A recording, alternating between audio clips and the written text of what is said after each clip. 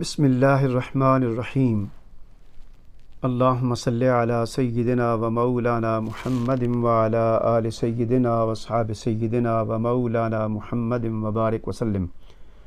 معزز سامعین و ناظرین، پروگرام 10 لمحات 10 تعلیمات کی نئی قسط میں حاضر ہیں۔ آج سب سے پہلے قوم عاد۔ عاد عرب کی ایک قدیم ترین قوم کا نام ہے۔ اس کا ذکر قرآن کریم میں 25 مرتبہ آیا ہے۔ یہ قوم جنوبی عرب میں آباد تھی اور عمان سے لے کر یمن تک 13 برادریوں میں پھیلی ہوئی تھی۔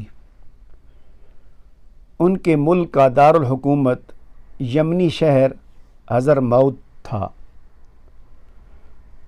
اس کا زمانہ حضرت نوح علیہ السلام کے تقریباً 400 سال بعد اور حضرت عیسیٰ علیہ السلام کے تقریباً 2000 سال پہلے کا ہے۔ یہ اپنے زمانے کی طاقتور قوم تھی اور فن تعمیر میں بڑی مہارت رکھتی تھی۔ پہاڑوں کو تراش کر شاندار عمارتیں بنانا ان کا محبوب مشغلہ تھا۔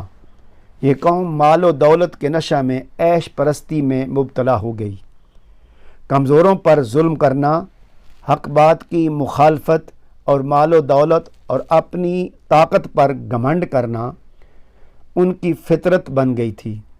جب اس قوم کی ظلم و زیادتی اور شرک و بت پرستی حد سے بڑھ گئی تو اللہ تعالیٰ نے ان کی ہدایت و رہنمائی کے لیے ان کی طرف حضرت ہود علیہ السلام کو نبی بنا کر بھیجا۔ معزز سامعین و ناظرین، حضور صلی اللہ علیہ وآلہ وسلم کے پسینہ مبارک کی خصوصیت اور خوشبو۔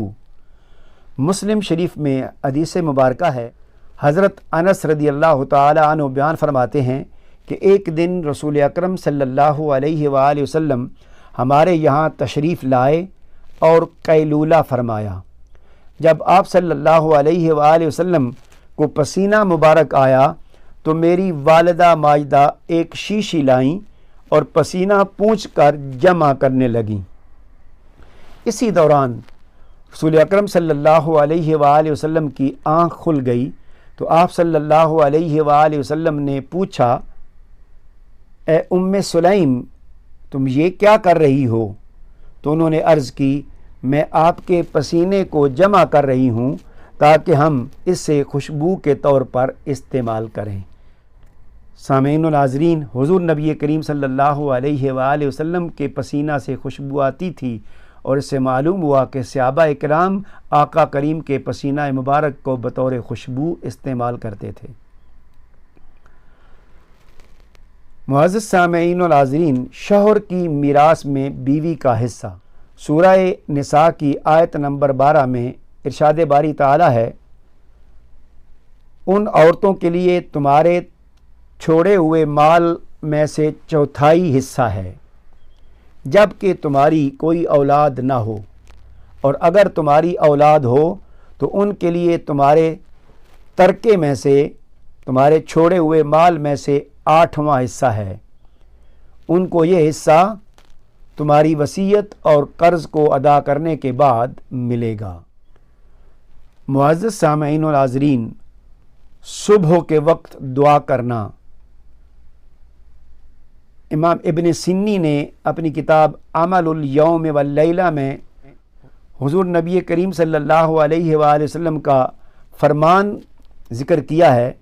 آپ نے فرمایا کہ جب تم صبح کرو، یعنی صبح اٹھو، تو یہ دعا پڑھو، اللہم بک اصبحنا و بک امسینا و بک نحیا و بک نموت و الیک النشور، کہ اے اللہ، ہم نے تیری ہی مدد سے صبح کی اور تیری ہی مدد سے شام کی، تیری ہی مرضی سے ہم زندہ ہیں، تیری ہی مرضی سے ہم مریں گے اور تیرے ہی پاس قیامت کے دن اٹھ کر جانا ہے۔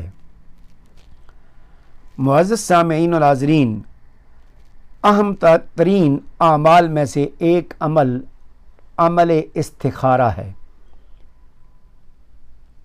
جو کہ حضور نبی کریم صلی اللہ علیہ وآلہ وسلم کا عمل اور سنت ہے۔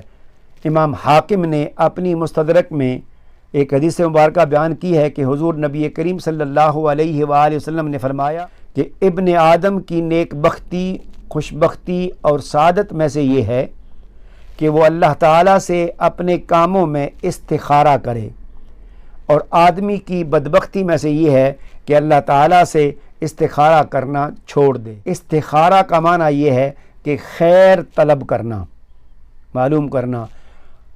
سامعین اور حاضرین، یہ ایک نماز ہے جو کہ مختصر سی ہے۔ رات کو سونے سے پہلے 2 رکعت نفل پڑھتے ہیں، اور نفل پڑھنے کے بعد اللہ کی بارگاہ میں اس معاملے کے بارے میں دعا کرتے ہیں کہ اس معاملے کے خیر اور شر کے بارے میں مجھے آگاہ فرما، تو اللہ رہنمائی فرماتا ہے۔ اس کو استخارہ کہتے ہیں۔